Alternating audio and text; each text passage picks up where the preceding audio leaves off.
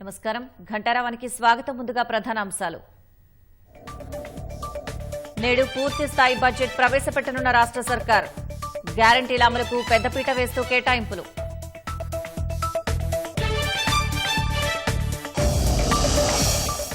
దాదాపు 2,75,000 కోట్ల వరకు బడ్జెట్ అంచనాలు.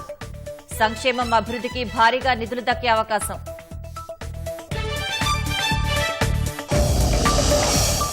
నేడు కాళేశ్వరం సందర్శనకు భారాస బృందం. ఆనకట్టల పరిస్థితి, ఎత్తిపోసేందుకు ఉన్న అవకాశాలపై ఆరా.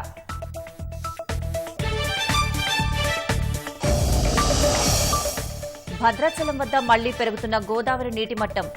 కొనసాగుతున్న మొదటి ప్రమాద హెచ్చరిక.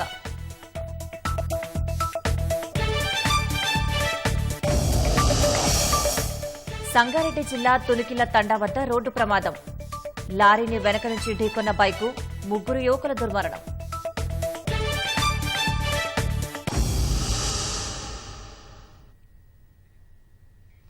గ్యారంటీల అమలుకు పెద్దపీట వేస్తూ వ్యవసాయం, సంక్షేమ రంగాలకు ప్రాధాన్యమిస్తూ రాష్ట్ర పూర్తిస్థాయి బడ్జెట్ ఇవాళ ఉభయ సభల ముందుకు రానుంది. గతంలో 4 నెలల కాలానికి ఓటాన్ అకౌంట్ అనుమతి తీసుకున్న రాష్ట్ర ప్రభుత్వం 2024-25 ఆర్థిక సంవత్సరానికి పూర్తిస్థాయి బడ్జెట్ ప్రవేశపెట్టనుంది.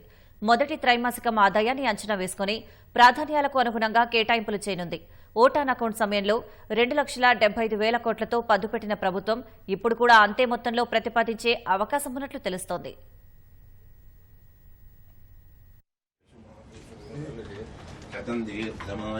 అయం ముహూర్తం ఆచమ్య కేశవాయ స్వాహా.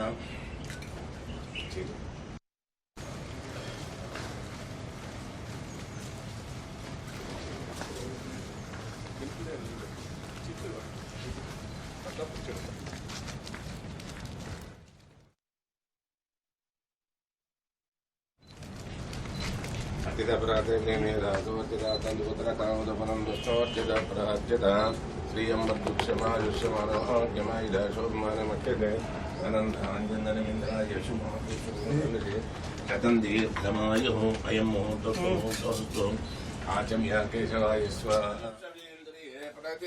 మనోవాంఛాసిద్ధిరస్తు ఇష్టకాం దీర్ఘసుమంగళీ భవ సకల కార్యాన్ని విఘ్నం.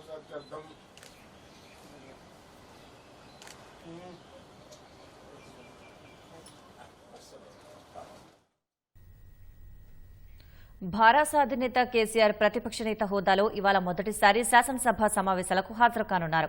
అసెంబ్లీ ఎన్నికల్లో అధికారాన్ని కోల్పోయిన తర్వాత కేసీఆర్ ప్రధాన ప్రతిపక్ష నేతగా ఎన్నికయ్యారు. ఎన్నికల ఫలితాల తర్వాత అనారోగ్యానికి గురికావడంతో ఆయన గత 2 సమావేశాలకు హాజరు కాలేదు. ప్రమాణ స్వీకారం కూడా విడిగా చేశారు. కేసీఆర్ శాసనసభ సమావేశాలకు రాకపోవడాన్ని ముఖ్యమంత్రి రేవంత్ రెడ్డి సహా మంత్రులు పదే పదే ప్రస్తావిస్తూ వస్తున్నారు. తాజాగా జరుగుతున్న బడ్జెట్ సమావేశాల్లోనూ మొదటి 2 రోజులు కేసీఆర్ సభకు హాజరు కాలేదు. కేంద్ర బడ్జెట్లో రాష్ట్రానికి అన్యాయంపై శాసనసభలో జరిగిన చర్చ సందర్భంగా కూడా సీఎం రేవంత్ రెడ్డి మాజీ ముఖ్యమంత్రి సభకు రాకపోవడాన్ని ప్రస్తావించారు. అయితే బడ్జెట్ సమావేశాలకు ఆయన వస్తారని భారాస వర్గాలు మొదటి నుంచి చెప్తూ వస్తున్నాయి. అందుకు అనుగుణంగా ఇవాళ శాసనసభ సమావేశాలకు హాజరు కానున్నారు. బడ్జెట్ ప్రసంగానికి ఆయన హాజరవుతారు.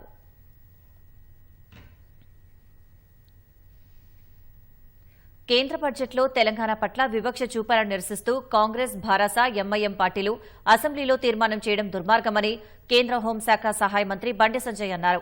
రాష్ట్ర అభివృద్ధిలో కీలక భాగస్వామిగా ఉన్న కేంద్రాన్ని నిందిస్తూ తీర్మానం చేయడమంటే తల్లిపాలు తాగి రొమ్ము గుద్దినట్లుగా ఉందని ఆయన మండిపడ్డారు. అసెంబ్లీలో చేసిన తీర్మానం పొలిటికల్ బ్లాక్ పేపర్ తప్ప మరొకటి కాదని ఒక ప్రకటనలో ఆయన పేర్కొన్నారు. గత 10 ఏళ్లలో రాష్ట్ర అభివృద్ధికి కేంద్రం దాదాపు 10 లక్షల కోట్ల నిధులు వెచ్చించిందనే స్పృహ లేకుండా నిందించడం విచారకరమన్నారు. అధికారంలోకి రాగానే భారాస పాలనపై పలు శ్వేతపత్రాలు విడుదల చేసిన కాంగ్రెస్ ప్రభుత్వం కేంద్రం రాష్ట్రానికి ఖర్చు చేసిన నిధులపై ఎందుకు శ్వేతపత్రం విడుదల చేయలేదో ప్రజలకు సమాధానం చెప్పాలని బండి సంజయ్ డిమాండ్ చేశారు. కేంద్ర బడ్జెట్లో తెలుగు రాష్ట్రాలకు పెద్దపీట వేశామని కేంద్ర రైల్వే శాఖ మంత్రి అశ్వనీ వైష్ణవ్ తెలిపారు. 2 రాష్ట్రాల రైల్వేకు 14,500 కోట్ల నిధులు కేటాయించామన్నారు. అందులో తెలంగాణ రాష్ట్రానికి 5,336 కోట్లు కేటాయించామన్నారు. సికింద్రాబాద్ రైలు నిలయంలో జరిగిన మీడియా సమావేశంలో ఢిల్లీ నుంచి దృశ్య మాధ్యమం ద్వారా కేంద్ర రైల్వే శాఖ మంత్రి అశ్వనీ వైష్ణవ్ పాల్గొన్నారు. రాష్ట్రంలో 40 స్టేషన్ల పునర్నిర్మాణ పనులు కొనసాగుతున్నాయని కేంద్ర మంత్రి తెలిపారు. గత ప్రభుత్వం తన వంతు వాటా ఇవ్వకపోవడంతో ఎంఎంటీఎస్ ఫేజ్ 2 ఆలస్యమైందని దక్షిణ మధ్య రైల్వే జీఎం అరుణ్ కుమార్ జైన్ పేర్కొన్నారు.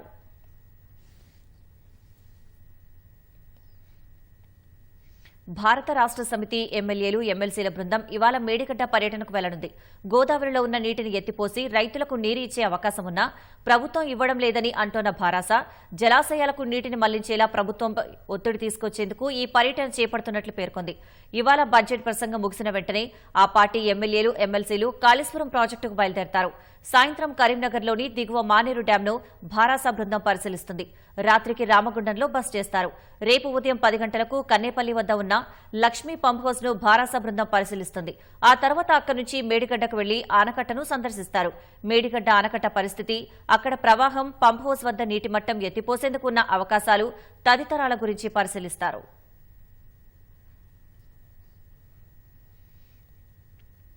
నాగర్ కర్నూలు జిల్లాలోని ప్రతి ఎకరానికి సాగునీరు అందిస్తామని, చివరి ఆయకట్టుకు చేరే వరకు నీటిని అందజేస్తామని మంత్రి జూపల్లి కృష్ణారావు పేర్కొన్నారు. మంత్రి జూపల్లి ఎమ్మెల్యేలు ప్రత్యేక పూజలు చేసి గుడిపల్లిగట్టు బ్యాలెన్సింగ్ రిజర్వాయర్ నుంచి నీటిని విడుదల చేశారు. అనంతరం ప్రాజెక్టు అధికారులతో మంత్రి సమీక్ష నిర్వహించారు. కల్వకుర్తి ప్రాజెక్టు పరిధిలోని 3 లక్షల ఎకరాలకు గుడిపల్లిగట్టు రిజర్వాయర్ నుంచి నీరు అందుతోందన్నారు. ఒక పంపు ద్వారా ప్రతిరోజు 650 క్యూసెక్ల నీటిని విడుదల చేయనున్నట్లు ఇంజనీరింగ్ అధికారులు తెలిపారు. కల్వకుర్తి, అచ్చంపేట, నాగర్ కర్నూలు నియోజకవర్గ రైతులకు 2 పంటలకు సాగునీరు అందించేందుకు ఏర్పాట్లు చేస్తున్నామన్నారు. జిల్లాలోని వివిధ ప్రాజెక్టులు పూర్తి చేసేందుకు ఎమ్మెల్యేలంతా రాష్ట్ర స్థాయిలో పర్యవేక్షణ చేస్తున్నట్లు తెలిపారు.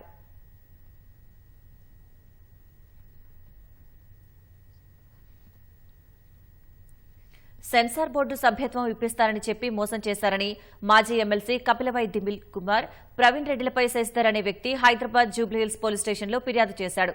బాధితుని ఫిర్యాదు మేరకు దిలీప్ కుమార్, ప్రవీణ్ రెడ్డిలపై పోలీసులు చీటింగ్ కేసు నమోదు చేశారు.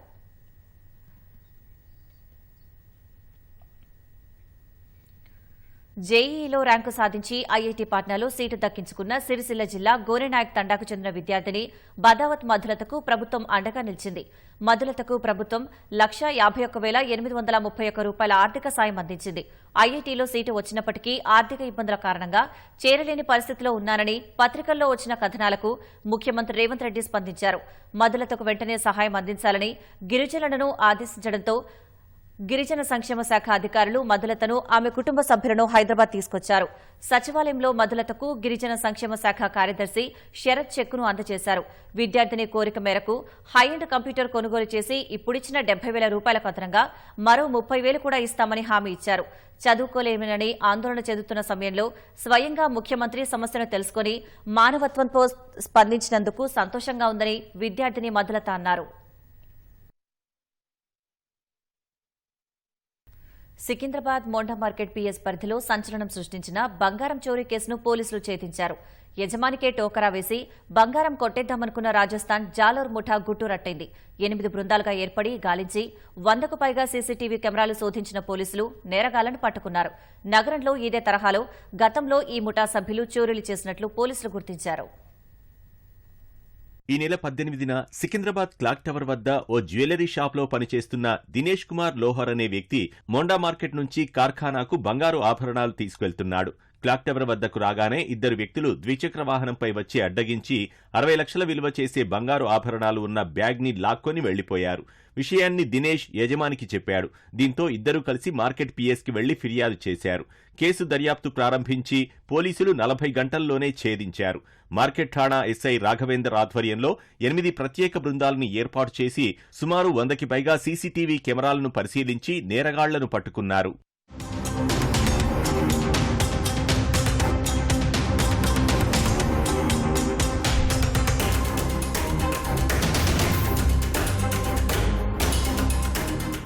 కేసు విచారణలో పలు విషయాలు వెలుగులోకి వచ్చాయి. సికింద్రాబాద్ ఓల్డ్ జైల్ ఖానాలో ప్రఫుల్ జైన్ అనే వ్యాపారి ఎస్ఎస్ జ్యువెలరీ షాప్ సహా కార్ఖానా నడుపుతున్నాడు. బంగారు ఆభరణాలు విక్రయించడం సహా పలు దుకాణాల ఆర్డర్లు తీసుకుని చేయిస్తుంటాడు. 2 నెలల క్రితం రాజస్థాన్కు చెందిన దినేష్ కుమార్ లోహర్ అనే 19 ఏళ్ల యువకుడు పనిలో చేరాడు. అల్వాల్లో నివాసం ఉంటూ ప్రతిరోజు ఓల్డ్ జైల్ ఖానాలోని షాప్కి పనికి వెళ్తుంటాడు. అయితే అదే ప్రాంతంలో నివాసం ఉండే మహేందర్ కుమార్తో దినేష్కు పరిచయం ఏర్పడింది. మహేందర్ నగరంలోని పలు జ్యువెలరీ షాపుల్లో పనిచేసే వారిని రాజస్థాన్ నుంచి సమకూరుస్తుంటాడు. బంగారం షాపులో పనిచేస్తే ఏమీ రాదని, అవకాశం ఉంటే చెప్పు దోచేద్దామని మహేందర్ మహేందర్ దినేష్ ని రెచ్చగొట్టాడు. ఇందుకు సరేనన్న దినేష్ సమయం కోసం ఎదురుచూశాడు. నమ్మకంగా పనిచేస్తుండటంతో శ్రీశ్రీ జ్యువెలరీ షాప్లో ఇచ్చిన 850 గ్రాముల 26 నెక్లెస్లు తీసుకొచ్చే పనిని యజమాని దినేష్ కు అప్పజెప్పాడు. ఈ విషయాన్ని మహేందర్ కి చెప్పగా అతను పథకం వేశాడు. దారిదోపిడీగా చిత్రీకరించి పరారైతే ఎవరికీ అనుమానం రాదని భావించారు. దోపిడీ నాటకం కోసం స్నేహితులైన భవానీ, గిరి, ప్రవీణ్ కుమార్ మాలి, ఉమేష్లను సిద్ధం చేశాడు.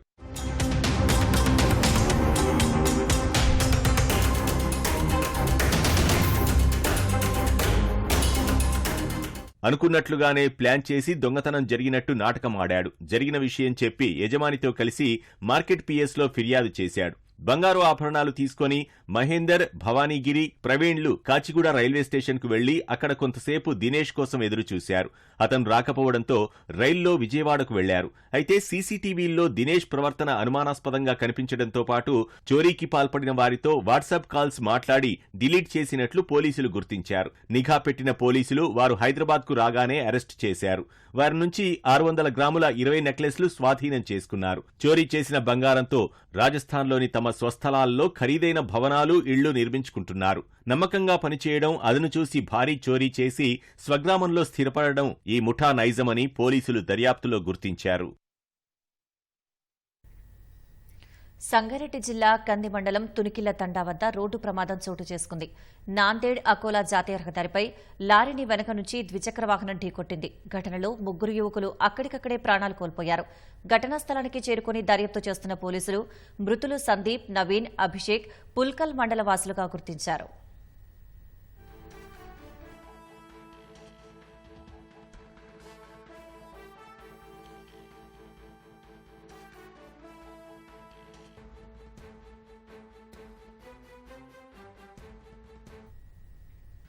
కేంద్రం బడ్జెట్పై కాంగ్రెస్ సహా ప్రతిపక్ష పార్టీల విమర్శలను బీజేపీ తోసిపుచ్చింది. కొన్ని వెనుకబడిన రాష్ట్రాల పట్ల విపక్షాల రాజకీయ నిరాశ, ప్రతికూల వైఖరికి ఇది అద్దం పడుతోందని విమర్శించింది. కాంగ్రెస్ పార్టీ సహా లోక్సభలో ప్రతిపక్ష నేత రాహుల్ గాంధీ ఆంధ్రప్రదేశ్, బీహార్ ప్రజలకు క్షమాపణలు చెప్పాలని బీజేపీ డిమాండ్ చేసింది. ఇండియా కూటమి పార్టీలు అధికారంలో ఉన్న రాష్ట్రాలపై వివక్ష చూపేలా బడ్జెట్ ఉందన్న విమర్శల నేపథ్యంలో బీజేపీ ఈ వ్యాఖ్యలు చేసింది. ప్రధాని మోదీ నేతృత్వంలోని కేంద్ర ప్రభుత్వ బడ్జెట్ను అందరూ స్వాగతించారని బీజేపీ మాజీ రాజ్యసభ ఎంపీ జీవీఎల్ నరసింహారావు అన్నారు. విపక్షాలు మాత్రం బడ్జెట్కు వ్యతిరేకంగా అపరిపక్వ, ప్రతికూల వ్యాఖ్యలు చేస్తున్నాయని విమర్శించారు. తనను, తన కుటుంబాన్ని చంపే ఉద్దేశంతోనే లారెన్స్ బిష్నోయ్ గ్యాంగ్ కాల్పులకు పాల్పడిందని బాలీవుడ్ నటుడు సల్మాన్ ఖాన్ పేర్కొన్నారు. ఈ ఏడాది ఏప్రిల్లో తన ఇంటిపై జరిగిన కాల్పుల ఘటనకు సంబంధించి ముంబై క్రైమ్ బ్రాంచ్ పోలీసులకు సల్మాన్ ఖాన్ ఇచ్చిన వాంగ్మూలం పోలీసుల ఛార్జిషీట్ ద్వారా వెలుగు చూసింది. కాల్పుల ఘటనలో పోలీసులు 1700కు పైగా పేజీలతో అభియోగపత్రం దాఖలు చేశారు. కాల్పులు జరిగిన ఏప్రిల్ 14న ఇంట్లోనే ఉన్నానని, తూటాల శబ్దంతోనే నిద్రలేచానని సల్మాన్ ఖాన్ పేర్కొన్నారు. తనతో పాటు తన కుటుంబంపై గతంలోనూ దాడి యత్నాలు జరిగాయని వివరించారు. ఈ ఘటనకు సంబంధించి బాంద్రా పోలీస్ స్టేషన్లో తన బాడీగార్డ్ ఫిర్యాదు చేశారని తెలిపారు. కాల్పుల ఘటనకు ముందు నిందితుల సంభాషణను పోలీసులు ఛార్జిషీట్లో పొందుపర్చారు. సల్మాన్ ఇంటిపై కాల్పులు జరిపేటప్పుడు నిర్భయంగా ఉండాలని నిందితులకు లారెన్స్ బిష్నోయ్ సోదరుడు అన్మోల్ బిష్నోయ్ చెప్పాడు. సిగరెట్ అలవాటు ఉంటే కాలుస్తూ కాల్పులు జరపాలని, అప్పుడే సీసీ కెమెరాల్లో మీకు భయం లేదని కనిపిస్తుందని అన్మోల్ సూచించినట్టు ఛార్జిషీట్లో ఉంది. సల్మాన్ను భయపెట్టేలా కాల్పులు జరపాలని అతడు సూచించాడని పోలీసులు తెలిపారు. బాలిస్టిక్ క్షిపణి రక్షణ వ్యవస్థ 2వ దశను భారత్ విజయవంతంగా పరీక్షించింది. 5000 కిలోమీటర్ల పరిధి ఉన్న క్షిపణులు సైతం విజయవంతంగా అడ్డుకోవడంలో దేశీయంగా రూపొందించిన ఈ వ్యవస్థ ఉపయోగపడనుంది. బుధవారం జరిపిన పరీక్ష అన్ని అంశాల్లో లక్ష్యాలను చేరుకుందని రక్షణ శాఖ వెల్లడించింది.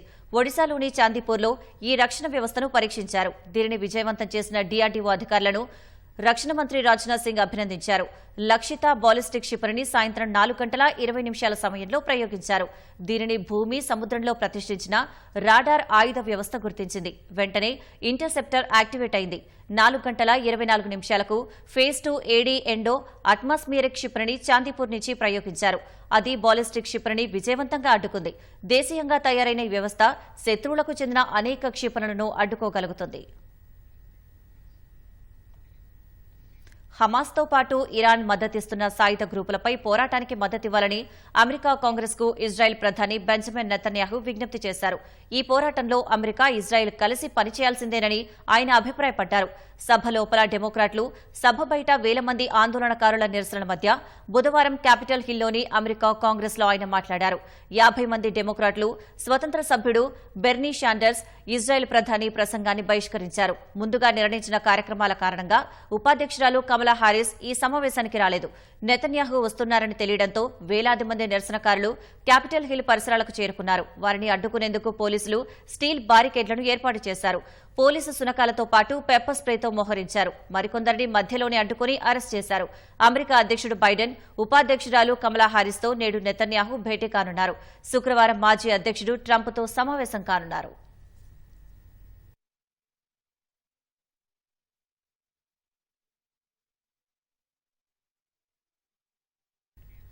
చంద్రుడి అన్వేషణలో భాగంగా చాంగ్ఫై అంతరిక్ష నౌకతో తీసుకొచ్చిన జాబిల్లి మట్టిపై 4 ఏళ్లుగా పరిశోధనలు చేస్తున్న చైనా అందులో నీటి జాడలను గుర్తించింది. ఈ విషయాన్ని చైనీస్ అకాడమీ ఆఫ్ సైన్సెస్ వెల్లడించింది. చంద్రుడిపై మట్టి నమూనాల సేకరణ లక్ష్యంగా 2020లో చైనా చాంగే-5 ప్రయోగాన్ని చేపట్టింది. చంద్రుడి నుంచి 2 కిలోల మట్టి, రాళ్లను, నమూనాలను తీసుకువచ్చింది. వాటిపై Beijing national laboratory for condensed matter physics తో పాటు ఇన్స్టిట్యూట్ ఆఫ్ ఫిజిక్స్ పరిశోధకులు అధ్యయనం చేస్తున్నారు. ఈ క్రమంలో నమూనాల్లో విస్తృత స్థాయిలో నీటి అణువులు గుర్తించారు. జాబిలిపై పరిశోధనలో భాగంగా 2 అమెరికా వ్యోమగాములు 40 ఏళ్ల క్రితమే చంద్రుడిపైకి వెళ్లి నమూనాలను సేకరించారు. సోవియట్ యూనియన్ కూడా 1976లో చంద్రుడి మట్టి నమూనాలను తీసుకురాగలిగింది. జాబిలి నుంచి మట్టిని సేకరించిన 3వ దేశంగా చైనా నిలిచింది. 2009లో భారత్ ప్రయోగించిన చంద్రయాన్-1 వ్యోమనౌక కూడా చంద్రుడిపై నీటి జాడను గుర్తించింది. సోషల్ మీడియా దిగ్గజం మెటా ఆర్టిఫిషియల్ ఇంటెలిజెన్స్ సేవలను మరిన్ని భాషల్లో అందుబాటులోకి తీసుకురానున్నట్లు ప్రకటించింది. ఈ మేరకు 7 భాషల్లో యూజర్లకు సేవలు అందించనున్నట్లు మెటా ఏఐ తెలిపింది. Hindi, French, German, Italian, Portuguese, Spanish సహా మరికొన్ని భాషల్లో మెటా ఏఐ విస్తరించనున్నట్లు ప్రకటన విడుదల చేసింది. వాట్సాప్, ఇన్స్టాగ్రామ్, మెసెంజర్, ఫేస్బుక్లోనూ ఈ భాషా సేవలు అందుబాటులోకి తీసుకువస్తామని వెల్లడించింది. వినియోగదారులకు మరింత చేరువయ్యేందుకే ఈ కొత్త ఫీచర్ను తీసుకొచ్చినట్లు మెటా తెలిపింది. ప్రస్తుతం 22 దేశాల్లోని ప్రజలు మెటా ఏఐ వినియోగిస్తున్నారు.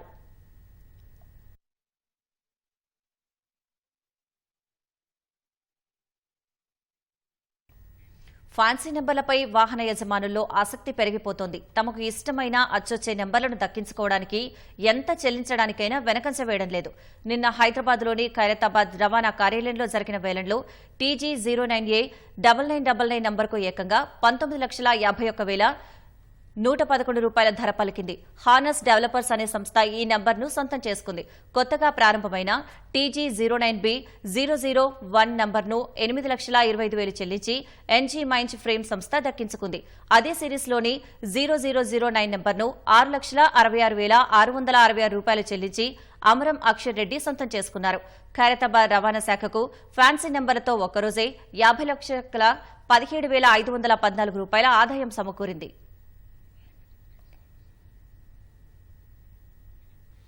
కాసేపట్లో సీఎం రేవంత్ రెడ్డి అధ్యక్షతన అసెంబ్లీ కమిటీ హాల్లో మంత్రివర్గ భేటీ జరగనుంది. రాష్ట్ర బడ్జెట్కు మంత్రివర్గం ఆమోదం తెలపనుంది. దీనికి సంబంధించి తాజా సమాచారం మా ప్రతినిధి తిరుపాల్ రెడ్డి ప్రత్యక్ష ప్రసారం ద్వారా అందిస్తారు.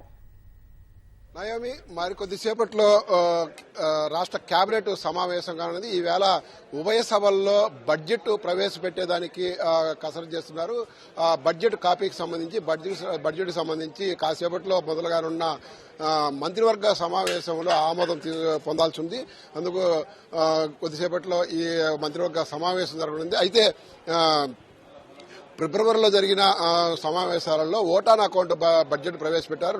2,75,000కు పైగా ఓటాన్ అకౌంట్ ప్రవేశపెట్టారు. అయితే ఇప్పుడు పూర్తి స్థాయిలో బడ్జెట్ అంటే ఇంకా రాబోయే 8 నెలలకు జరిగిపోయిన 4 నెలలకు మొత్తం కలిపి ఈ ఆర్థిక సంవత్సరానికి 2024-25 ఆర్థిక సంవత్సరానికి సంబంధించి మొత్తం ఈ బడ్జెట్ ప్రవేశపెట్టేదానికి పూర్తి స్థాయిలో కసరత్తు చేశారు. ఈ పూర్తి స్థాయి బడ్జెట్ గతంలో ప్రవేశపెట్టిన ఫిబ్రవరిలో ప్రవేశపెట్టిన 2,75,000 కోట్లకు కొంచెం పెరిగే అవకాశం ఉండదని చెప్పేసి అధికార వర్గాలు చెబుతున్నాయి.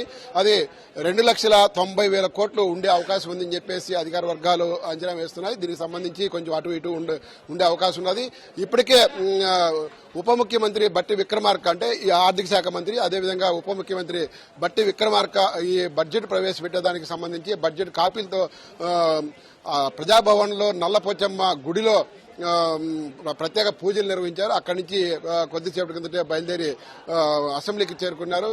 ఇక్కడ కేబినెట్ సమావేశం మరి కొద్దిసేపట్లో మొదలుగానుంది. ఈ కేబినెట్ సమావేశానికి ముఖ్యమంత్రితో పాటు మంత్రివర్గం అంతా కూడా హాజరవుతుంది. ఇందులో ఆమోదం పొందిన తర్వాత బడ్జెట్ కాపీకి సంబంధించి అటు అసెంబ్లీ స్పీకర్ కు, ఇటు మండలి చైర్మన్ కు, అదేవిధంగా ముఖ్యమంత్రికి అధికారికంగా అందజేస్తారు. అందజేసిన తర్వాత మధ్యాహ్నం 12 గంటలకు ఈ బడ్జెట్ సమావేశము మొదలు కానుంది.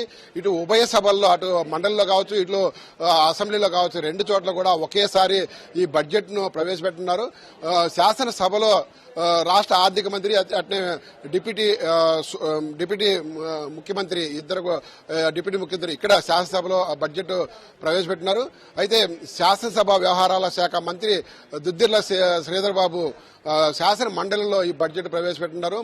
దాదాపు గంటన్నర పాటు ఈ బడ్జెట్ సమావేశాలు కొనసాగే అవకాశం ఉండదు. ఈ బడ్జెట్ సమావేశాలు పూర్తయిన తర్వాత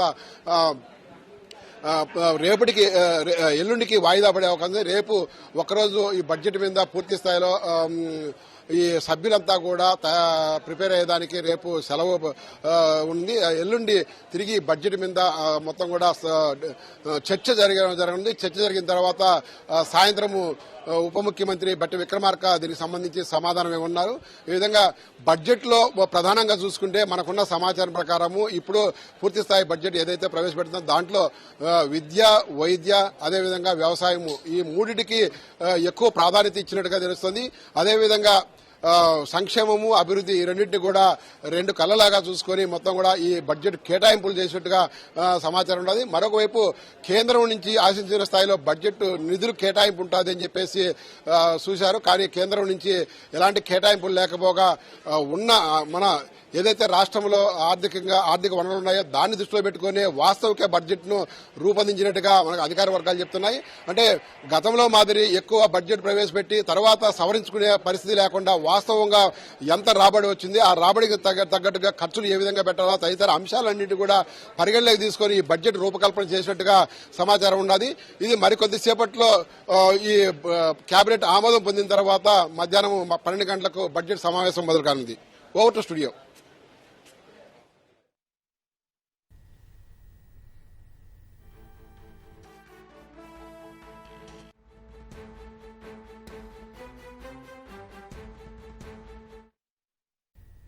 ధన్యవాదాలు తిరుపాల్. కోర్టులో క్రిమినల్ కేసులు ఉన్నప్పుడు పాస్పోర్ట్ను తిరస్కరించే అధికారం పాస్పోర్ట్ అథారిటీకి చట్టం కల్పించిందని హైకోర్టు స్పష్టం చేసింది. చట్ట నిబంధనలకు విరుద్దంగా పాస్పోర్ట్ చేయాలంటూ సింగిల్ అర్జీ ఇచ్చిన ఆదేశాలు చెల్లవని పేర్కొంది. నల్గొండ జిల్లా మరిగూడకు చెందిన అనంతరాజు గౌడ్ పాస్పోర్ట్ తిరస్కరణపై హైకోర్టులో పిటిషన్ దాఖలు చేశారు. దీనిపై విచారణ చేసిన సింగిల్ జడ్జి కింది కోర్టులో ఉన్న క్రిమినల్ కేసులతో అభ్యంతరాలు వ్యక్తం చేయకుండా 10 ఏళ్ల కాల పరిమితితో పాస్పోర్ట్ను రెన్యువల్ చేయాలంటూ ఆదేశాలు జారీ చేశారు. ఈ ఆదేశాలను సవాల్ చేస్తూ కేంద్రం హైకోర్టులో అప్పీల్ దాఖలు చేసింది. దీనిపై ధర్మాసనం విచారణ చేపట్టి ఇటీవల ఉత్తర్వులు జారీ చేసింది. పాస్పోర్ట్ చట్టం ప్రకారం పాస్పోర్ట్ అథారిటీ తిరస్కరించవచ్చని పేర్కొంది. క్రిమినల్ కోర్టులో కేసులున్నప్పుడు కూడా తిరస్కరించవచ్చని, వాటికి విరుద్దంగా ఉత్తర్వులు జారీ చేయలేమంది. చట్ట నిబంధనలకు విరుద్దంగా ఉన్న సింగిల్ జడ్జి జారీ చేసిన ఉత్తర్వులను రద్దు చేస్తున్నట్లు తెలిపింది. అయితే ప్రతివాది కింది కోర్టును ఆశ్రయించి కేసును సత్వరం పరిష్కరించాలని కోరవచ్చని తెలిపింది. ఈ కేసును వీలైనంత త్వరగా విచారణ పూర్తి చేయాలని నల్గొండ కోర్టుకు సూచించింది. ఎల్ఎల్బీ, ఎల్ఎల్ఎం కౌన్సిలింగ్ ఏటా ఆలస్యమవుతోందని, దీనివల్ల న్యాయ విద్యపై ఆసక్తి ఉన్న విద్యార్థులు కూడా ఇతర కోర్సుల్లోనూ ఎంచుకుంటున్నారని అమికస్ క్యూరీ శ్రీ రఘురామరావు హైకోర్టుకు తెలిపారు. లా కౌన్సిలింగ్ ఆలస్యమవుతోందంటూ దాఖలైన ప్రజా ప్రయోజన వ్యాజ్యంపై హైకోర్టు మరోసారి విచారణ చేపట్టింది. న్యాయవాది భాస్కర్ రెడ్డి దాఖలు చేసిన పిటిషన్ను హైకోర్టు ప్రధాన న్యాయమూర్తి justice Alok Aradhe, justice J Anil కుమార్లతో కూడిన ధర్మాసనం విచారణ నిర్వహించింది. న్యాయ కళాశాలలకు అనుమతి ఇవ్వడానికి బార్ కౌన్సిల్ ఆఫ్ ఇండియాకు 6 నెలల సమయం పడుతుందని బార్ కౌన్సిల్ ఆఫ్ ఇండియా తరపు న్యాయవాది రవిచందర్ కోర్టుకు తెలిపారు. కళాశాలల్లో మౌలిక సదుపాయాలు, బోధనా సిబ్బంది, ఫీజుల గురించి తనిఖీ చేయాల్సి ఉంటుందని వివరించారు. ఇప్పటికే ఉన్నత విద్యా మండలి కౌన్సిలింగ్ కు నోటిఫికేషన్ జారీ చేసిందని, వచ్చే నెల 5వ తేదీన కౌన్సిలింగ్ ప్రక్రియ ప్రారంభమవుతుందని పిటిషనర్ భాస్కర్ రెడ్డి కోర్టుకు తెలిపారు. ఆగస్టు 4వ తేదీలోపు కళాశాలల అనుమతికి సంబంధించిన ప్రక్రియ పూర్తి చేస్తామని బార్ కౌన్సిల్ ఆఫ్ ఇండియా తరపు న్యాయవాది రవిచందర్ కోర్టుకు తెలిపారు. కౌన్సిలింగ్ ఆలస్యం కాకుండా తగిన విధి విధానాలు రూపొందించాల్సి ఉందని అభిప్రాయపడిన సీజే ధర్మాసనం విచారణను వచ్చే నెల 12వ తేదీకి వాయిదా వేసింది.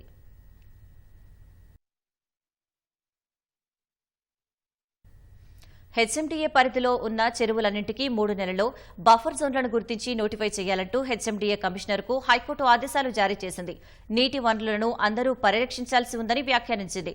బఫర్ జోన్లను, ఎఫ్టీఏలను నిర్ధారించి రక్షణ చేపట్టాల్సిన అవసరం ఉందని పేర్కొంది. నోటిఫై చేయడంలో జాప్యం జరిగితే ఆక్రమణలతో చెరువులే కనిపించకుండా పోతాయని తెలిపింది. హెచ్ఎండీఏ పరిధిలోని 3,500 చెరువుల బఫర్ జోన్లను గుర్తించి నోటిఫై చేసి స్థాయి నివేదికను సమర్పించాలని ఆదేశిస్తూ విచారణను నవంబర్ 4వ తేదీకి వాయిదా వేసింది. రామన్నకుంట చెరువు ఎఫ్టీఎల్ పరిధిలో national institute of tourism and hospitality management అక్రమ నిర్మాణాలు చేపడుతున్నా చర్యలు తీసుకోకపోవడాన్ని సవాల్ చేస్తూ human rights and consumer protection cell trust గత ఏడాది ప్రజా ప్రయోజన వ్యాజ్యం దాఖలు చేసింది. ఈ పిటిషన్పై ప్రధాన న్యాయమూర్తి justice Alok Aradhe, justice J Anil కుమార్లతో కూడిన ధర్మాసనం విచారణ చేపట్టింది.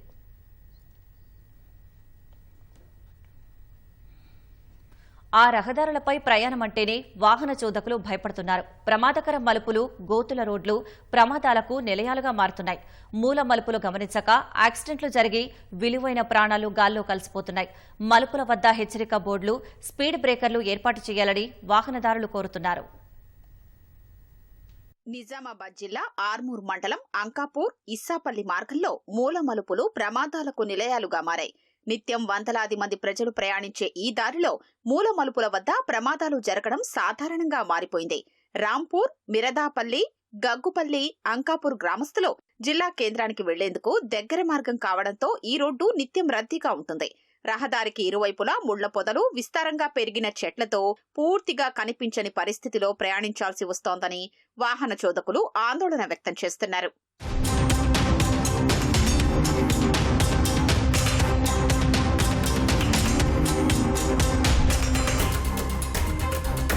ఆలూరు, ఆర్మూరు మండలాల్లోని పలు గ్రామాల ప్రజలు పండించిన కూరగాయలు అంకాపూర్ మార్కెట్కు తరలించేందుకు ఈ మార్గంలోనే వెళుతుంటారు. రహదారి గుండా మలుపుల వద్ద సూచిక బోర్డులు లేకపోవడంతో ప్రమాదాలు ఎక్కువగా జరుగుతున్నాయని గ్రామస్తులు ఆరోపిస్తున్నారు. అధికారులు స్పందించి మలుపుల వద్ద సూచిక బోర్డులతో పాటు వాహనాల వేగ నియంత్రికల్ని ఏర్పాటు చేయాలని కోరుతున్నారు. ఇక్కడ చాలా మూల మలుపులు ఉన్నాయి. అట్లాగే వర్షంకి చెట్లు పెరిగి ఈ మూల మలుపుల దగ్గర రోడ్డు మొత్తం కనబడకుండా అవుతుంది. సో ఈ రోడ్డు పైన మనకు ఇండికేటర్స్ అంటే సూచిక బోర్డులు పెడితే బాగుంటుంది. మూల మలుపుల దగ్గర ఎదురు నుంచి వచ్చే వెహికల్ కనబడకుండా ఉంటుంది కాబట్టి కంపల్సరీ సూచిక బోర్డులు ఏర్పాటు చేయాలని కోరుతున్నాం. ఇసపల్లికి వెళ్ళే అంకాపూర్కి వెళ్ళి ఇసపల్లికి పెడితే తోవకు బోర్లు లేవు. యాక్సిడెంట్లు గానీ ముఖంకు ఏది కనిపించకుండా టక్కలు రైతున్నాయి. తిరుగు మల్ల మీద ఏనే గానీ ఏడ ఒక్క బోర్డు లేదు. చెట్ల కొమ్మలు గిన బాగా రోడ్డు మీకు వచ్చినాయి, కనిపిస్తలేవు. సూచిక బోర్డులు ఉంటే సరిగా అయినట్టుంటది. అంకాపూర్ నుంచి ఇసపల్లి వెళ్ళే దారిలో డైరెక్షన్స్ లేవు, సూచిక బోర్డులు లేవు. దానివల్ల కొంచెం ఇబ్బంది అయ్యే, నైట్ కొంచెం ఇబ్బంది అయ్యే, ప్రమాదకరంగా అయ్యే సూచనలు ఉన్నాయి. కాబట్టి అధికారులు కొంచెం స్పందించి దీనికి డైరెక్షన్ ఇండికేషన్స్ మరియు సూచిక బోర్డులు ఇంప్లిమెంట్ చేస్తారని చెప్పి కోరుతున్నాం. వర్షాకాలం ప్రారంభం కావడంతో వివిధ రకాల వ్యాధులతో ప్రభుత్వ ఆసుపత్రులకు వచ్చేవారి సంఖ్య గణనీయంగా పెరుగుతోంది. కానీ అందుకు అనుగుణంగా వైద్య సేవలు అందించడం లేదు. కరీంనగర్ ప్రభుత్వ ఆసుపత్రిలో వైద్యుల కొరతతో పాటు ఔషధాలు అందుబాటులో లేక రోగులు తీవ్ర ఇబ్బందులు పడుతున్నారు. గంటల తరబడి క్యూలో నిల్చున్నా చివరికి మందులు లేవని వెనక్కి పంపుతున్నారని ఆవేదన వ్యక్తం చేస్తున్నారు. వర్షాకాలం కావడంతో ఎక్కువ మంది సీజనల్ వ్యాధుల బారిన పడుతున్నారు. ఈ నేపథ్యంలో కరీంనగర్ ప్రభుత్వాసుపత్రికి వచ్చే వారి సంఖ్య రోజురోజుకు పెరుగుతోంది. అయితే ఆసుపత్రిలో సగటున 400 మందికి ఓపీ సేవలు అందాల్సి ఉండగా వారం రోజులుగా రెట్టింపు సంఖ్యలో నమోదవుతోంది. వాంతులు, విరేచనాలతో అధికంగా అడ్మిట్ అవుతున్నారు. చిన్నపిల్లలు ఎక్కువగా దగ్గు, జ్వరం, గొంతు, కడుపు నొప్పితో వస్తున్నారు. కానీ అందుకు అనుగుణంగా వైద్య సేవలు అందకపోవడంతో రోగులు ఇబ్బందులు ఎదుర్కొంటున్నారు. ఓపీ మొదలు పరీక్షలన్నీ అయిపోయి మందులు తీసుకునే వరకు గంటల తరబడి క్యూలో వేచి చూడాల్సి వస్తోందని వాపోతున్నారు. అంతసేపు నిల్చున్నా చివరకు మందులు లేవని వెనక్కి పంపుతున్నారని, బయటకు వెళ్లి తెచ్చుకోవాలని సూచిస్తున్నారని ఆవేదన వ్యక్తం చేస్తున్నారు. అయితే వచ్చినాక శనివారం బ్లడ్ టెస్ట్, యూరిన్ టెస్ట్ తీసుకున్నారు. సండే రోజు వస్తే రావు సోమవారం రమ్మన్నారు. ఈ రోజు వస్తే కొన్ని గోళీలు బయట కొనుక్కోమంటారు. 4 రాస్తే ఒకటి దొరికింది, 3 బయట తీసుకోమంటున్నారు. లేవంటున్నారు, బయట కొనుక్కోమంటారు. చూపించుకోవడానికి వచ్చినాము. ఇట్లా జాయింట్ పెయిన్స్ ఉన్నాయని వస్తే ఈ టాబ్లెట్లు లేవంటున్నారు. ఏదన్నా నొప్పికి రాసుకోనికి మంది ఇవ్వంటే కూడా అది కూడా లేదంటున్నారు. మరి డబ్బులు ఉన్నాక బయటనే చూపించుకుంటాం కదా, వీడిదాకా రాము కదా. మరి బయటనైనా చూపించండి. మరి డబ్బులు ఇవ్వమని అడుగుతున్నాం. మరి డబ్బులు లేవట, టాబ్లెట్లు లేవట. 3 రోజులు అవుతుంది, జ్వరం వస్తుంది. ఇక్కడ రాసిర్రు. కంట్రోల్కి నిన్న గ్లూకోజ్ పెట్టిరు ఒకటి, ఇప్పుడు సిటీ స్కానింగ్కి పంపించారు. నాకు 5 జ్వరం వస్తుంది. టెస్ట్ చేసుకుంటే డెంగ్యూ వచ్చింది. 4 days అవుతుంది జ్వరం వచ్చి. రక్త కణాలు కూడా తక్కువైనాయి. చలితోటి వచ్చింది. నేనే చూయించుకున్నాక జైన్ అమ్మని చెప్పారు. జైన్ అయినా. వాతావరణంలో మార్పులకు తోడు దోమలు, ఈగల ప్రభావంతో ప్రజలు వ్యాధుల బారిన పడుతున్నారని వైద్యులు చెబుతున్నారు. తగినన్ని జాగ్రత్తలు తీసుకోవాలని సూచిస్తున్నారు. గత 10 రోజుల్లోనే దాదాపు 6,000 మందికి పైగా ఓపీకి వచ్చారని ఆసుపత్రి సూపరింటెండెంట్ డాక్టర్ వీరారెడ్డి తెలిపారు. జూన్, జూలై నెలలో 38 మందికి డెంగీ పాజిటివ్ అని తేలిందని, ప్రతిరోజు 2 డెంగీ కేసులు నమోదవుతున్నాయన్నారు. గతంలో ఆసుపత్రికి వచ్చే వారి సంఖ్య కంటే ప్రస్తుతం అధికంగా వస్తున్నారని, రోగులకు ఇబ్బందులు లేకుండా అన్ని రకాలుగా ఏర్పాట్లు చేస్తున్నామని డాక్టర్ వీరారెడ్డి తెలిపారు. వర్షాకాలం మొదలైన తర్వాత ఓపీ కేసెస్ అనూహ్యంగా పెరగడం జరిగింది. రోజు 800 కేసులు, 700 కేసులు రిజిస్టర్ అవుతుండేవి. ఇప్పుడు 1000+, ఒకరోజు 1390 కేసులు నోట్ కావడం జరిగింది. అందులో ఫీవర్ కేసెస్ నంబర్ ఎక్కువగా పెరిగింది. అన్ని ఫీవర్ కేసెస్ని స్క్రీనింగ్ చేస్తున్నాం. అందులో ఏమైనా మలేరియా కానీ, డెంగ్యూ కానీ ఏమైనా నోట్ అయితే వాటిని మేము గుర్తించి వాటిని అడ్మిట్ చేయడం కానీ, వాటిని ఫాలో అప్ చేసి ట్రీట్మెంట్ అయితే సకాలంలో ఇవ్వడం జరుగుతుంది. ఈ వర్షాకాలం కావటం వలన నీళ్లు నిల్వ ఉన్న ప్రాంతాల్లో ఈ మస్కిటో బార్న్ డిసీజెస్ అనేవి కొన్ని పెరిగినవి. ఇంతవరకు అయితే మలేరియా కేసెస్ అయితే నోట్ కాలేదు. డెంగ్యూ కేసెస్ మాత్రం నోట్ అవుతున్నాయి. కానీ ఎవరికి అంత సీరియస్గా సివియారిటీ అయితే కేసెస్లో లేదు. ప్రజలకి మేము చెప్పేది ఏంటంటే, మీరు ఈ వర్షాకాలం అంతా కూడా కొద్దిగా వేడి చేసి కాసి చల్లార్చిన నీళ్లు తాగాలి. ఇప్పటివరకు డెంగ్యూ కేసెస్ మనకి 38 కేసెస్ నోట్ అయినాయి. డైలీ 2 కేసెస్ వస్తున్నాయి. ఈ మంత్లో 38 కేసెస్ నోట్ అయ్యాయి. మందుల కొరత మేము ఏ రోజుకి ఆ రోజు ఇండెంట్ పెట్టేసి మెడిసిన్స్ మాకు తగ్గట్టుగా మేము ఇండెంట్ రైజ్ చేసేసి తెప్పించుకోవడం జరుగుతుంది. ఇప్పటివరకు అయితే మేనేజ్ చేస్తున్నాం. అది ఎప్పుడన్నా ఇప్పుడు 4-5 మెడిసిన్స్ రాస్తే అందులో ఒకటి దొరకపోవచ్చు. దాన్ని కూడా మేము దాని అవైలబిలిటీని బట్టేసి మేము ఇండెంట్ పెట్టేసి స్టాక్ తెప్పించుకోవటం జరుగుతుంది. వాతావరణ పరిస్థితులకు అనుగుణంగా ప్రజలు తగు జాగ్రత్తలు తీసుకుంటే రోగాల బారిన పడకుండా ఉంటారని వైద్యులు సూచిస్తున్నారు. ఉమ్మడి నిజామాబాద్ జిల్లా వ్యాప్తంగా సీజనల్ వ్యాధులు విజృంభిస్తున్నాయి. జిల్లాలో ఇప్పటి వరకు 148 డెంగీ కేసులు నమోదయ్యాయి. వీటిని అరికట్టడం కోసం వైద్యారోగ్య శాఖ అవగాహన సదస్సులు నిర్వహిస్తూ వ్యాధుల పట్ల అవగాహన కల్పిస్తోంది. వ్యాధి లక్షణాలు కనిపిస్తే రక్త నమూనాలు పరీక్షించి అవసరమైన చికిత్స అందిస్తున్నారు. ఈ నేపథ్యంలో సీజనల్ వ్యాధులను నివారించేందుకు జిల్లా యంత్రాంగం సిద్ధంగా ఉందని, అన్ని పీహెచ్సీలోనూ డెంగీకి సంబంధించిన మందులు అందుబాటులో ఉంచామంటున్న జిల్లా వైద్య ఆరోగ్యాధికారి తుకారం రాథోడ్తో మా ప్రతినిధి జైపాల్ ముఖాముఖి. ఉమ్మడి నిజామాబాద్ జిల్లా వ్యాప్తంగా వర్షాలు విస్తారంగా కురుస్తున్నాయి. దానికి తోడు సీజనల్ వ్యాధులు కూడా విజృంభిస్తున్నాయి. ఈ నేపథ్యంలో ఉమ్మడి జిల్లాలో సీజనల్ వ్యాధులను అరికట్టడం కోసం జిల్లా వైద్య ఆరోగ్య శాఖ ఎలాంటి జాగ్రత్తలు తీసుకుంటున్నారు, ఎలాంటి చర్యలు చేపడుతున్నారనే విషయాలు మాట్లాడడానికి మనతో పాటు జిల్లా డిఎంహెచ్ఓ తుకారం రాథోడ్ గారు ఉన్నారు. ఆయనతో మాట్లాడి మరిన్ని వివరాలు తెలుసుకుందాం. చెప్పండి సార్, జిల్లా వ్యాప్తంగా సీజనల్ వ్యాధులు విజృంభిస్తున్నాయి. దీనికి సంబంధించి ఎలాంటి చర్యలు చేపడుతున్నారు? జిల్లా వ్యాప్తంగా వైరల్ ఫీవర్స్ బాగా ఉన్నాయండి. ఈ సీజన్లో వచ్చే జబ్బులు ఎక్కువ మట్టుకు వైరల్ ఫీవర్సే ఉంటాయి. కాబట్టి దానికి సంబంధించిన కేసులు ఎక్కువ వస్తున్నాయి. ప్రతి పిఎస్సిలో కూడా 5 నుంచి 10 వరకు ఫీవర్ కేసెస్ రిపోర్ట్ అవుతా ఉన్నాయి. వైరల్ ఫీవర్స్ ఎక్కువ ఉన్నాయి ఈ సీజన్లో. ఈ డెంగీ కేసులకు సంబంధించి హాస్పిటల్లో అనేక మంది హాస్పిటల్లో అడ్మిట్ అవుతున్నారు. వారికి సంబంధించినటువంటి సరిపడా బెడ్లు కానీ అదేవిధంగా మందులు కానీ అందుబాటులో ఉన్నాయా? డెంగీ ఒక వైరల్ డిసీజ్ అండి, సెల్ఫ్ లిమిటింగ్ డిసీజ్ ఇది. దీంట్లో 95% రోగులకి పెద్దగా ట్రీట్మెంట్ అవసరం పడదు. మా పిఎస్సీలలో స్థానికంగానే ఇచ్చే మందులతో మనం డెంగీని కంట్రోల్ చేయవచ్చు. ముఖ్యంగా జిల్లాలోని మాక్లూరు మండల కేంద్రం మామిడిపల్లి గ్రామంలో దాదాపు 100 కేసులు నమోదయ్యాయి. దానికి సంబంధించి కారణాలు ఏమని చెప్తారు మీరు?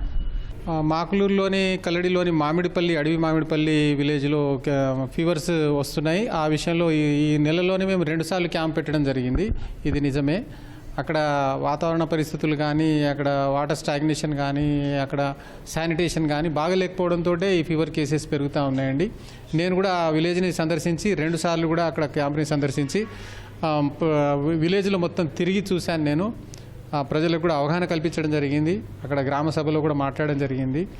మా సిబ్బంది అందరూ కూడా అందుబాటులో వైద్యం చేస్తూ వారం రోజులు క్యాంప్ వేసి మరీ అక్కడ దాన్ని కంట్రోల్ చేయడానికి ప్రయత్నం చేస్తూ ఉన్నారు. 100 ఫీవర్ కేసులు అయితే వచ్చాయి కానీ డెంగీ కేసు ఒకటే రిపోర్ట్ అయిందండి. ఈ 2 క్యాంపులలో కూడా ఇప్పటికి కూడా అక్కడ క్యాంపు నిర్వహిస్తూనే ఉన్నాం. మేము దాన్ని కంట్రోల్ చేసే ప్రయత్నం చేస్తూ ఉన్నాం. ఇది అవగాహన అందరూ కలిగించుకొని దీన్ని కంట్రోల్ చేయాల్సిన జబ్బు కానీ ఒక్కరే వైద్య సిబ్బంది కానీ ఇంకో పంచాయతీ సిబ్బంది కానీ చేసే పని కాదు. ఇది ప్రతి ఒక్కరు కూడా అవగాహన కలిగి ఉండాలా. దోమలు ఎక్కడ పుడుతున్నాయి, ఆ పుట్టే ప్రాంతాలు ఏంటి, వాటిని ఎట్లా నివారించుకోగలగాలి, ఆ తర్వాత మన స్వీయ సంరక్షణ పద్ధతులు ఏంటి, అవి ఎట్లా అవలంబించాలనేది మనం అందరం అవగాహన కలిగి ఉంటేనే దీన్ని ఆపడం సాధ్యమవుతుంది. అదేవిధంగా గ్రామాలలో ఈ వ్యాధుల పట్ల ప్రజలకు మీరు ఎలాంటి అవగాహన కల్పిస్తున్నారు? గ్రామాలలో మేము ఇప్పటి నుంచే కాదు, ఏప్రిల్ మాసం నుంచి కూడా మేము మలేరియా మాసం అని డెంగీ మాసం అని చెప్పేసి మేము అవగాహన కల్పిస్తా ఉన్నాం. ప్రతి హ్యాబిటేషన్లో కూడా మీటింగ్లు కండక్ట్ చేసి మేము లైన్ డిపార్ట్మెంట్స్ తోటి అక్కడ సెల్ఫ్ హెల్ప్ గ్రూప్ వాళ్ళతో కానీ గ్రామస్తులతో కానీ హ్యాబిటేషన్ మీటింగ్లు ఏప్రిల్లోనే స్టార్ట్ చేశామండి. మేలో కూడా మేము ఈ హ్యాబిటేషన్ మీటింగ్స్ కంటిన్యూ చేయడం జరిగింది. ప్రతి శుక్రవారం కూడా ఫ్రైడే డ్రైడే అంటూ చెప్పేసి మేము ప్రతి ఇల్లు కూడా తిరిగి మా ఆశా కార్యకర్తలతోటి ఏఎన్ఎంలతోటి ప్రతి ఇంటికి తిరిగి అవగాహన కల్పిస్తూ ఉన్నాం. లార్వా ఎక్కడ పెరుగుతుంది, దోమ ఎక్కడ పుడుతుంది, ఎక్కడ ఉంటుంది అది అని చెప్పేసి దాన్ని ఎట్లా నివారించుకోవచ్చు, మన పర్సనల్ ప్రొటెక్షన్ ఏ రకంగా చేయాలి, దోమ పుట్టొద్దు దోమ కుట్టొద్దు అనే కాన్సెప్ట్ తోటి మేము ప్రతి ఒక్కరికి అవగాహన కల్పిస్తూ ఉన్నాం. ప్రతి ఇంటింటికి మేము చేరుతూ ఉన్నాం ప్రతి శుక్రవారం రోజు. అట్లాగే హ్యాబిటేషన్ మీటింగ్లు అయిన తర్వాత ఈ నెల నుంచి మేము ప్రతి స్కూళ్ళల్లో కూడా పిల్లల్లో కూడా ప్రైమరీ, హయ్యర్, కాలేజ్ ప్రతి కాలేజ్ స్కూళ్ళల్లో కూడా పిల్లలకు కూడా మేము దీనికి అవగాహన కల్పిస్తూ ఉన్నాం. ఎవరికి వారి ఇళ్లల్లో మనం ఏ రకంగా దోమల్ని కంట్రోల్ చేయొచ్చు, కట్టడి చేయొచ్చు, ఎక్కడ పెరుగుతాయనే ఆ విషయంలో ప్రతి ఒక్కరికి అవగాహన కలిగేటట్టు మేము చెప్తా ఉన్నాం. ముఖ్యంగా ఈ కాలంలో పాము కాటుకు ఎక్కువ మంది గురవుతున్నారు. అయితే ఆ పాము కాటుకు గురైన వ్యక్తి జిల్లా ఆసుపత్రికి రావడానికి సుదూర ప్రాంతంగా ఉండడంతో పరిస్థితి విషమిస్తుంది. దాన్ని మీరు ఎలా అధిగమిస్తున్నారు? స్నేక్ బైట్స్ పాము కాటుకు సంబంధించి లాస్ట్ ఇయర్ 47 కేసులు రిపోర్ట్ అయినాయి. ఈ సంవత్సరం ఇప్పటివరకు 18 కేసులు రిపోర్ట్ అయినాయి. ప్రతి పిఎస్సిలో కూడా పాము కాటుకి ఏఎస్వి అనే ఇంజెక్షన్ అవైలబుల్ ఉందండి. ప్రతి మారుమూల ప్రాంతాల్లో కూడా ఏఎస్వి అనే ఇంజెక్షన్ మేము అందుబాటులో ఉంచాం. కుక్క కాటుకు కూడా మందులు అందుబాటులో వచ్చాం. ఈవెన్ జీజీహెచ్లో కూడా కుక్క కాటు మందులు ఉన్నాయి. అంటే ఇమ్యూనోగ్లోబులిన్స్ కూడా ఉన్నాయి. ప్రతి చోట కూడా మెడిసిన్ ఉంది. మేము పిఎస్సి లెవెల్లోనే మారుమూల ప్రాంతాల్లో మా వైద్యులందరూ కూడా శిక్షణ ఇవ్వడం జరిగింది. రాగానే వాళ్ళకి ఎట్లా విషపాము అని చెప్పేసి ఎట్లా గుర్తుపట్టాలి, విషపాము ఖర్చు ఉంటే దానికి ఏ రకమైన మెడిసిన్ ఇవ్వాలి, ఏం ఇంజెక్షన్ ఇవ్వాలి, ఇచ్చిన తర్వాత వెంటనే పై ఆసుపత్రికి అంటే పెద్ద ఆసుపత్రికి జీజీహెచ్కి రిఫర్ చేయాలని చెప్పేసి వైద్యులు ఉన్నా కానీ వైద్యుల యాబ్సెన్స్లో కూడా మా స్టాఫ్ నర్స్ కూడా దాన్ని మేనేజ్ చేసేటట్టు అందరికీ కూడా శిక్షణ ఇవ్వడం జరిగింది. ఎక్కడ కూడా జనాలు ఎవరు కూడా మూఢనమ్మకాలకు నమ్మకుండా వెంటనే పిఎస్సికి రావాలి. మా దగ్గర ఎప్పుడు ఇంజెక్షన్స్ ఉంటాయి. ఇంజెక్షన్స్ గ్లూకోజ్లో పెట్టి స్టార్ట్ చేసి ట్రీట్మెంట్ ఇచ్చి వెంటనే అంబులెన్స్ పిలిచి మేము జీజీహెచ్కి మేమే రిఫర్ చేస్తాం. కాబట్టి మీరు వెంటనే పిఎస్సికి వచ్చి ట్రీట్మెంట్ తీసుకోవాలి, అనవసరంగా ప్రాణాలు పోగొట్టుకోవద్దని చెప్పేసి జనాలకి పబ్లిక్కి విజ్ఞప్తి అండి.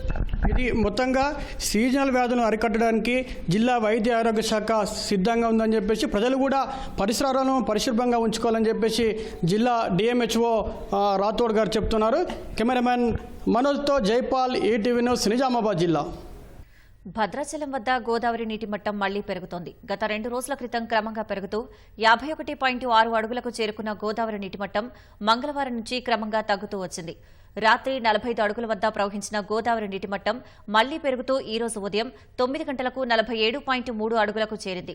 గోదావరి నీటి మట్టం పెరగడంతో భద్రాచలం వద్ద స్నానఘట్టాలు, కళ్యాణకట్ట ప్రాంతాలు వరద నీటిలోనే మునిగి ఉన్నాయి. దుమ్ముగూడెం మండలం వద్ద సీతవాగు ఉధృతంగా ప్రవహించడంతో పర్ణశాల వద్ద నారచీరల ప్రాంతం వరద నీటిలోనే మునిగి ఉంది. చర్ల మండలంలోని తాలిపేరు జలాశయానికి ఎగువ ప్రాంతం నుంచి వస్తున్న వరద వల్ల 25 గేట్లను ఎత్తి వరద నీటిని దిగువన ఉన్న గోదావరి నదిలోనికి విడుదల చేస్తున్నారు. నీటి మట్టం పూర్తిగా తగ్గకపోవడం వల్ల భద్రాచలం నుంచి విలీన మండలాలకు వెళ్లే ప్రధాన రహదారులపై ఇంకా వరద నీరు నిలిచి ఉంది. గత 4 రోజుల నుంచి చింతూరు, కోనవరం, విఆర్పురం విలీన మండలాలకు రాకపోకలు నిలిచిపోయాయి.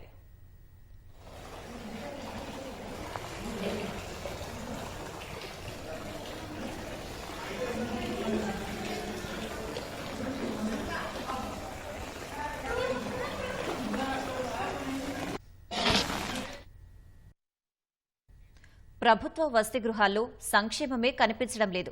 శిథిల భవనాలు, వర్షం కురిస్తే నీళ్లు చిమ్మే గదులు, తలుపులు లేని మరుగుదొడ్లు, నీరు లేని స్నానాల గదులు ఇలా ఒక్కటి కాదు 1,00,000 సమస్యలు హాస్టళ్లతో తిష్టవేశాయి. ప్రభుత్వాలు మారుతున్నా సంక్షేమ వసతి గృహాల భవితవ్యం మాత్రం మారడం లేదు. వసతి గృహాలకు వెళ్లాలంటేనే విద్యార్థులు భయపడే పరిస్థితులు ఏర్పడుతున్నాయి. ఇలా ఎన్నో సమస్యలు ఉమ్మడి నిజామాబాద్ జిల్లాలోని వసతి గృహాలను పట్టిపీడిస్తున్నాయి.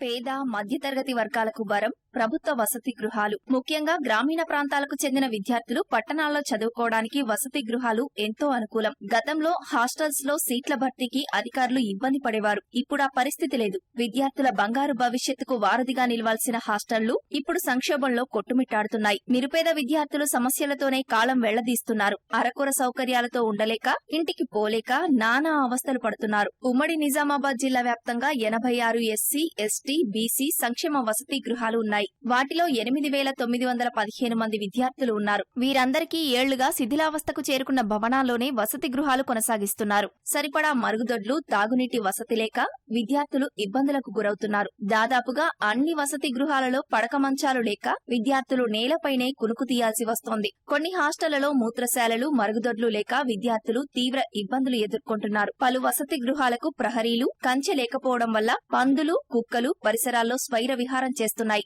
జిల్లాలోని నవీపేట, బోధన్, ఆర్మూర్ వసతి గృహాల్లో అయితే వర్షాకాలంలో విద్యార్థులు బిక్కుబిక్కుమంటూ గదుల్లో ఉండాల్సిన పరిస్థితి. వర్షాకాలం అంటే అందరికి తెలిసిందే, దోమలు ఎక్కస్తే మలేరియా, డెంగ్యూ రావడానికి ఎక్కువ ఆస్కారం అదే ఉంటుంది. నెలకోసారి 15 రోజులకు ఒకసారన్నా మోక్ అనేది ఈ చుట్టుపక్కల మాకు అది ప్రొవైడ్ చేస్తే బాగుంటుంది. అదే ఇక్కడ ఇప్పుడు ఈ కాలంలో అయితే దోమలు బాగా ఉంటాయండి. బాగా కుడుతుంది. నైట్ నిద్ర కూడా ఒకసారి పొద్దున లేవడం కానీ ఇట్లా గ్రౌండ్ కోదామని ఇట్లా కాదు, మొత్తం బాగా ఇబ్బంది అనిపిస్తుంది మాకు. మొత్తం బిల్డింగ్ అప్పటి నుంచి ఇంతే పాతగా ఉన్నది.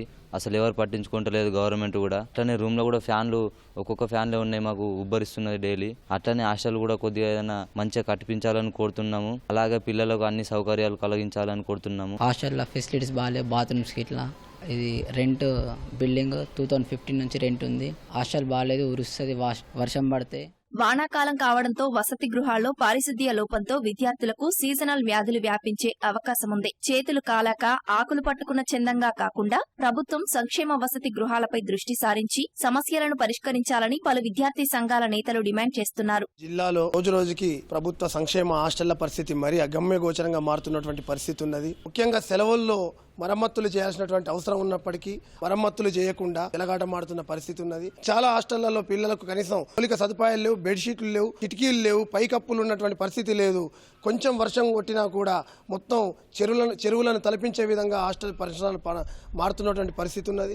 నిజామాబాద్ జిల్లాలో ఈరోజు హాస్టల్లో విద్యార్థుల సంఖ్య దినదినంగా తగ్గుతూ ఉంది. సంక్షేమ హాస్టళ్లలో మౌలిక వసతులు లేకపోవడం వల్ల విద్యార్థులు అసలు సంక్షేమ హాస్టల్ వైపు చూసేటువంటి పరిస్థితి లేదు. నాసిరకమైనటువంటి భోజనాలు పెట్టి మౌలిక వసతులు కల్పించడంలో ప్రభుత్వం పూర్తిగా విఫలమైందని కూడా చెప్పుకోవచ్చు. ఈరోజు విద్యార్థులకు తగ్గట్టు అక్కడ భవనాలు లేవు, వసతులు లేవు. ఈరోజు వార్డెన్లు కూడా అక్కడ సమయానుసారంగా ఉండకపోవడం వల్ల విద్యార్థులకు అనేకమైనటువంటి ఇబ్బందులకు గురవుతా ఉన్నారు. కాబట్టి ప్రభుత్వం దానిపైన సీరియస్ గా దృష్టి పెట్టి విద్యార్థులకు నాణ్యమైనటువంటి విద్యతో పాటు వసతులు కూడా కల్పించాలి. లేని పక్షంలో పెద్ద ఎత్తున ఆందోళన కార్యక్రమాలు కూడా చేస్తామని చెప్పేసి ప్రభుత్వానికి తెలియజేస్తా ఉన్నాం. నిజామాబాద్ నగరంలో ఎస్టీ హాస్టల్కి సంబంధించి త్రాగడానికి నీరు లేదు. వచ్చిన జిల్లా కలెక్టర్లు మేము చేస్తామని ఇప్పటి వరకు కూడా బోర్ కూడా శాంక్షన్ అయింది. బోర్ను కూడా ఇప్పటి వరకు కూడా వాళ్ళకు వేయని పరిస్థితి ఉన్నది. ఈ హాస్టల్లో లైబ్రరీ సౌకర్యం పెంచాల్సిందిగా బాధ్యతగా ఈ ప్రభుత్వము వెంటనే వీటన్నింటి మీద చర్యలు తీసుకుని విద్యార్థులకు న్యాయం చేయాల్సిందిగా మేము పీడీఎస్ గా డిమాండ్ చేస్తా ఉన్నాం. జిల్లా పాలనాధికారులు వసతి గృహాలను తనిఖీ చేసి సమస్యలు పరిష్కరించాలని విద్యార్థి సంఘాల నేతలు కోరుతున్నారు. ప్రభుత్వంపై నమ్మకంతో సర్కారు బడుల్లో చదివించేందుకు తల్లిదండ్రులు పిల్లలను పంపిస్తుంటారు. కానీ అక్కడ సౌకర్యాల కొరతతో నానా అవస్థలు ఎదుర్కొంటూ విద్యార్థులు చదువు అభ్యసిస్తున్నారు. జగిత్యాల జిల్లాలోని ఓ ప్రభుత్వ పాఠశాలలో 2 గదులలో 162 మంది విద్యార్థులు చదువుకోవాల్సిన పరిస్థితి ఏర్పడింది. దీనికి తోడు విద్యార్థుల సంఖ్యకు సరిపడా ఉపాధ్యాయులు లేక నాణ్యమైన విద్య అందడం లేదు. విద్యార్థులకు సరైన పాఠాలు నోచుకొని ఆ ప్రభుత్వ పాఠశాలపై ఈటీవీ ప్రత్యేక కథనం. జగిత్యాల జిల్లా మెట్పల్లి ఇందిరానగర్ కు చెందిన మండల పరిషత్ ప్రాథమిక పాఠశాల ఇది. యూకేజీ నుంచి 5వ తరగతి వరకు కొనసాగుతున్న ఈ సర్కారు బడిలో 162 మంది విద్యార్థులు విద్యను అభ్యసిస్తున్నారు. పాఠశాలలో కేవలం 2 గదులే ఉండటంతో విద్యార్థుల చదువులకు తిప్పలు తప్పటం లేదు. ఉన్న 2 గదుల్లో ఒక గదిలో సగం తరగతి, మిగతా సగం ఉపాధ్యాయుల గదిగా మధ్యలో బీరువాను అడ్డుగా పెట్టుకుని కొనసాగిస్తున్నారు. 2 తరగతులను వరండాలో నడిపిస్తుండగా మరో తరగతికి చెట్ల కింద కూర్చొని విద్యను అందిస్తున్నారు.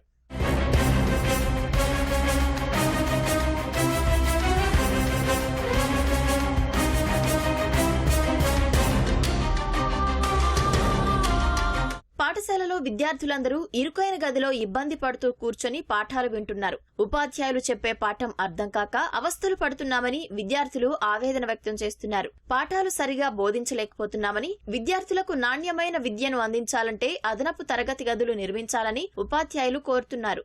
ఇక్కడ 160 మంది విద్యార్థులు ఉన్నారు. కానీ తరగతి గదుల కొరత చాలా ఉంది. కేవలం 2 తరగతి గదులు మాత్రమే ఉన్నాయి. అందులో సగం ప్రధానోపాధ్యాయుల గది మరియు అందులోనే తరగతి గది కూడా నడిపించడం జరుగుతుంది. ఈ విధంగా ఉండడం వల్ల పిల్లలకి మేము నాణ్యమైన విద్యని అందించలేకపోతున్నాము. మాకు కేవలం 1వ తరగతి 5వ తరగతి మాత్రమే తరగతి గదులు ఉన్నాయి. 2వ తరగతి 3వ తరగతి వరండాలో నడుస్తుంది. 4వ తరగతి చెట్టు కింద మేమే బోర్డు తరగతి గది నిర్మాణం చిన్నగా బోర్డు లాగా పెట్టుకొని 4వ తరగతి నడిపిస్తున్నాము. ఈ విధంగా బోధన చేయడం వల్ల వర్షం పడ్డప్పుడు చాలా ఇబ్బందులు ఎదుర్కొంటున్నాం. మేము ఈ వాతావరణంలో పిల్లలకి నాణ్యమైన విద్యను అందించలేకపోతున్నాము. పాఠశాలలో సరైన వసతులతో పాటు ఉపాధ్యాయుల కొరత కూడా వేధిస్తోంది. 162 మంది విద్యార్థులకు కేవలం 3 మాత్రమే పాఠాలు బోధిస్తున్నారు. దీంతో విద్యార్థులు చదువుపై సరిగా దృష్టి సారించలేకపోతున్నారు. అదనపు తరగతుల నిర్మాణంతో పాటు డిప్యుటేషన్ పై బోధనా సిబ్బందిని నియమించాలని కోరుతున్నారు. మా పాఠశాలలో 162 మంది విద్యార్థులు ఉన్నారు. ఉపాధ్యాయుల సంఖ్య కూడా 3 ఉన్నారు. మొన్న ట్రాన్స్ఫర్లో 2 పోయారు, ఆయన 2 వచ్చారు. ఆయన ఇంకా 2 డిప్యుటేషన్లో ప్రతి సంవత్సరం వస్తారు. కానీ ఇంక ఇప్పటి వరకు అడ్మిషన్లు ఏమో పెరుగుతున్నాయి. డిప్యుటేషన్లో టీచర్లు ఇప్పటి వరకు రాలేదు. మాకు ఇంకా 2 ఉపాధ్యాయుల కొరత ఉంది. అడ్మిషన్లు ఏమో ఇంకా పెరుగుతున్నాయి. ఇలాంటి స్థితిలో పాఠశాలలో ఉపాధ్యాయులు లేకపోవడం ద్వారా అడ్మిషన్లు తీసుకోవడానికి కూడా మీకు భయం వేస్తుంది. ఉన్న 160 మందిని విద్యార్థులను కూర్చోబెట్టాలంటే చాలా ఇబ్బంది అవుతుంది. ఇక ఆ 2 గదుల్లో మా ఉపాధ్యాయులు కూర్చోవడానికి కూడా మాకు వసతి లేదు. దాంట్లోనే ఒక మూలన మేము మా స్టాఫ్ గదిని ఏర్పాటు చేసుకున్నాం. దాంట్లోనే ఒక తరగతి గది ఉంటుంది, మా స్టాఫ్ గది ఉంటుంది. ఇక వర్షం పడ్డ రోజైతే మా బాధ వర్ణాతీతం. మాకు ఉపాధ్యాయులకు ఇక అందరూ 160 మంది విద్యార్థుల్ని వరండాలో కూర్చోబెట్టి తలుపులు వేసుకుని 2 రూముల్లో వాళ్ళకు బోధన చేయడం, ఇక్కడ బోధన చేయడం అంటే కత్తి మీద సామె అవుతుంది. కనుక బాగా కష్టాలు ఎదుర్కొంటున్నాం. ప్రభుత్వం దృష్టి సారించి మరో 3 గదులు నిర్మించి ఉపాధ్యాయులను కేటాయించి నాణ్యమైన విద్యను అందించాలని విద్యార్థులు వారి తల్లిదండ్రులు కోరుకుంటున్నారు. అందరికన్నా భిన్నంగా ఆలోచించి తనకున్న వ్యవసాయ భూమిలో తండ్రితో కలిసి డ్రాగన్ ఫ్రూట్ సాగు చేశాడు ఓ రైతు. ఉపాధి హామీ పథకం ద్వారా డ్రాగన్ ఫ్రూట్ పంటకు రాయితీ లభిస్తుందని తెలుసుకుని అధికారుల సహకారంతో మరింత సాగును పెంచి లాభాలను పొందుతున్నాడు. విదేశాల్లో ఎక్కువగా సాగు చేసే డ్రాగన్ ఫ్రూట్ ను ఇక్కడ సాగు చేస్తూ లాభాలను ఆర్జిస్తున్న రైతును పలువురు అభినందిస్తున్నారు. హనుమకొండ జిల్లా దామెర మండలం సీతారాంపురానికి చెందిన రాజ్ మహమ్మద్ తనకున్న 3 ఎకరాల భూమిలో డ్రాగన్ ఫ్రూట్ సాగు చేస్తున్నాడు. సామాజిక మాధ్యమాల ద్వారా డ్రాగన్ ఫ్రూట్ వినియోగాన్ని, సాగును తెలుసుకుని 1.5 ఎకరం భూమిలో సాగు చేశాడు. సంవత్సరం తర్వాత పంట చేతికొచ్చి మార్కెట్లో ధర ఆశాజనకంగా ఉండడంతో లాభాలను ఆర్జిస్తున్నట్లు రైతు పేర్కొన్నారు. స్థానిక ఏపీఓ సహకారంతో జాతీయ ఉపాధి హామీ పథకం ద్వారా డ్రాగన్ ఫ్రూట్ పంటకు రాయితీ పొంది మరో 1.5 ఎకరం సాగు చేసి అత్యధిక లాభాలు ఆర్జిస్తున్నట్లు రైతు కుమారుడు రంజాన్ పేర్కొన్నారు. నేను ఫస్ట్ కొత్త పత్తు ఇవన్నీ వెరైటీ ఉండనని చెప్పేసి ఇందులో చాలా నష్టపోయి డ్రాగన్ ఫ్రూట్ ఒక 1.5 ఎకర్ ప్లాన్ చేసినాక అందులో సక్సెస్ అయింది. సక్సెస్ నాకు అనిపించింది. లాస్ట్ ఇయర్ కూడా ఒక హాఫ్ టన్ వరకు మార్కెటింగ్ చేసినారు. తర్వాతకి ఎంఎన్ఆర్జీఎస్ కింద మేడం వాళ్ళు కావచ్చు, వాళ్ళు ఎంప్లాయీ ఆఫీస్ నుంచి వాళ్ళు వచ్చి చూసుకొని ఇందులో ఇంకో ఏమన్నా చేస్తే సపోర్ట్ మేము కూడా సపోర్ట్ చేస్తాం, అందులో అమౌంట్ మేము ఇప్పగలుగుతాం. మరి ఇట్లా ఒక హాఫ్ ఎకర్కు 900 మొక్కలకు మాత్రమే ఉంది, మీరు చేయగలిగితే సపోర్ట్ చేయగలుగుతాం అని చెప్పేసి అన్నారు. 900 మొక్కలకు వాళ్ళకి ఇప్పటికీ 30,000 మాస్టర్ కింద ఇచ్చారు. మొత్తం 2,69,000 వాళ్ళు చెప్పారు. మిగతా అమౌంట్ కూడా వాళ్ళు ఇస్తామని చెప్పారు. వచ్చే రైతులు కూడా ముందుకు వచ్చి ఎంఎన్ఆర్జీఎస్ కింద వాళ్ళు కూడా మేడం వాళ్ళు సపోర్ట్ చేస్తున్నారు. 20 గుంటలకు అదే 900 ప్లాంట్లకు మిగతా అమౌంట్ మనం ఇంకో 5 లక్షలు కలుపుకొని పెట్టే కొత్త రైతులు ముందుకు వచ్చి పెట్టుకోవచ్చు. ఇది కమర్షియల్ పంట.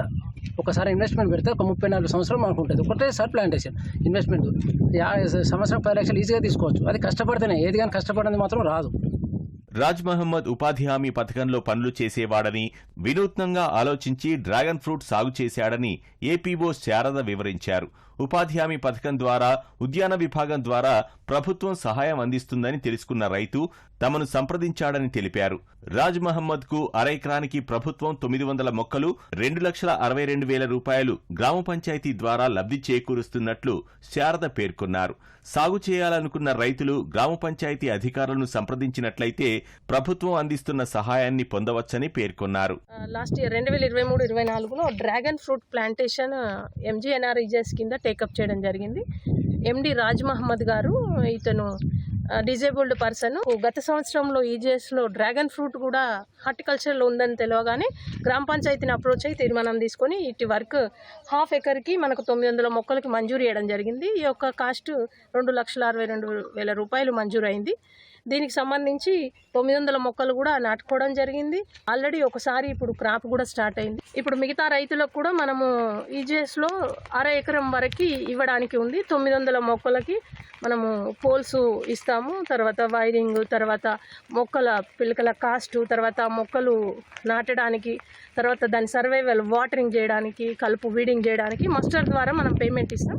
సంబంధిత అధికారుల ద్వారా విషయం తెలుసుకున్న జిల్లా కలెక్టర్ ప్రావీణ్య రైతును అభినందించారు.